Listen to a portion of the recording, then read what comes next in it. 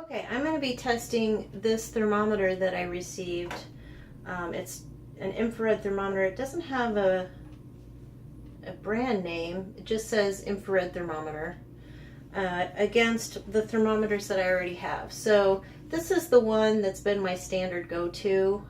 It's a Metene, M-E-T-E-N-E. This is also an infrared thermometer, and it works similarly to this one, but it has a couple differences.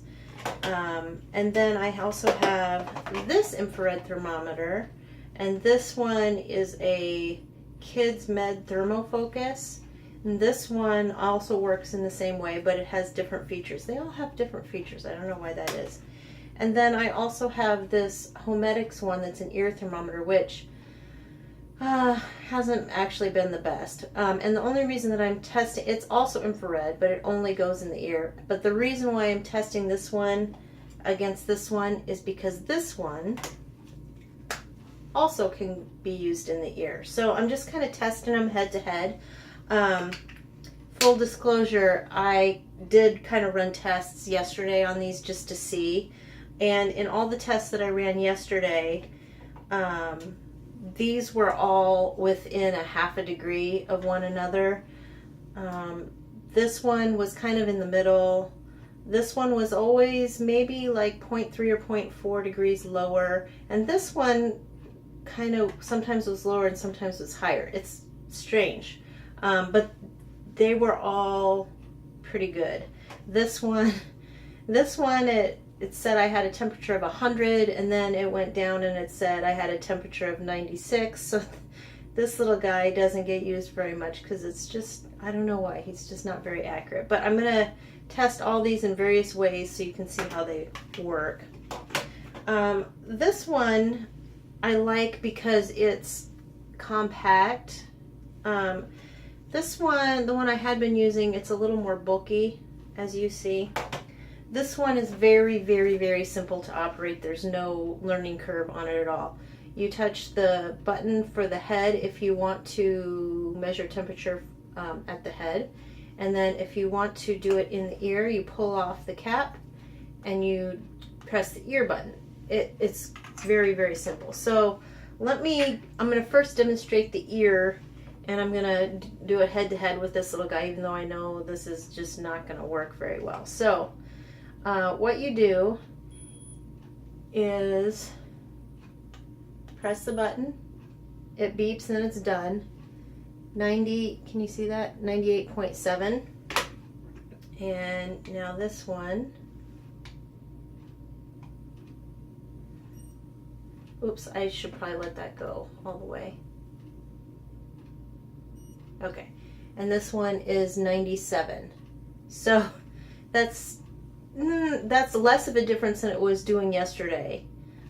Let's try the other ear, because it's weird, but my ears have different temperatures. I think that's normal, but so this, oh, well, okay, there, it proves me wrong. 98.7, it says the same thing. Let's see what this one says this ear is. 97.5. So there you go. This one said 97 for this ear and 97.5 for this ear, and this one measured them both the same. Okay, so I'm going to put this little guy away. I don't know why I keep him, because we never use this one. I bought this one because it was an ear thermometer when my kids were super little, and the ear thermometer is sometimes a nice way to do it for kids. So I appreciate that this one has both ways. So I'm going to put this cap back on, and now we're going to do it via the head.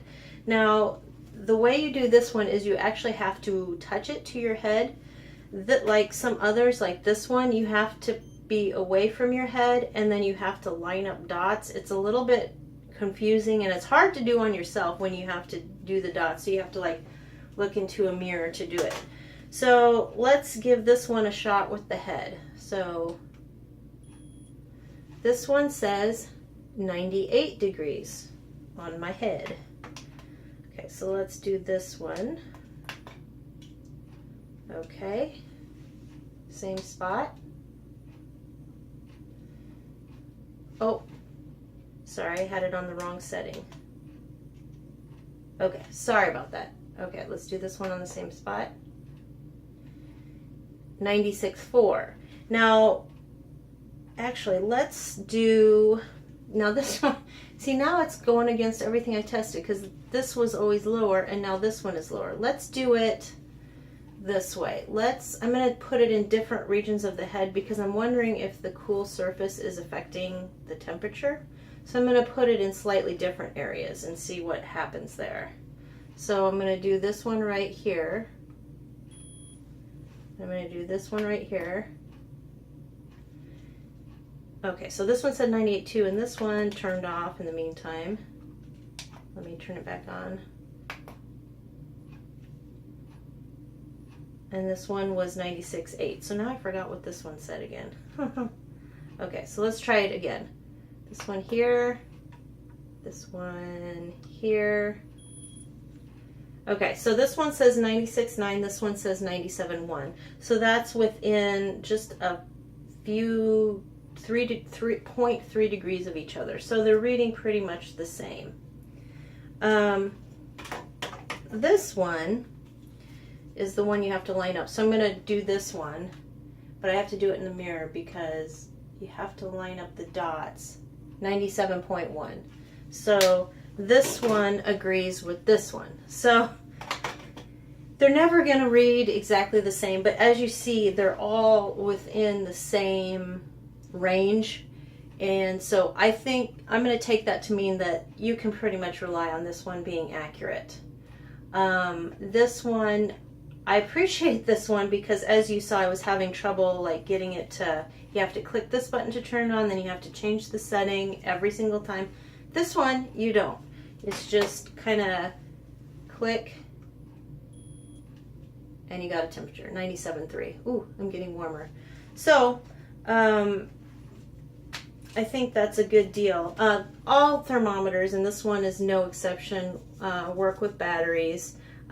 This one happens to work with AAAs, which makes it a lot more convenient. Sometimes they have the disc batteries, which they're not exactly inconvenient, but they're harder. They're not even harder to buy. It's just I always have these kind of batteries on hand. I don't always have those disc batteries. What are they, 2032s? I don't know. Anyway, you don't have to worry about that with this one. And it's just super easy to use. No problems with it at all.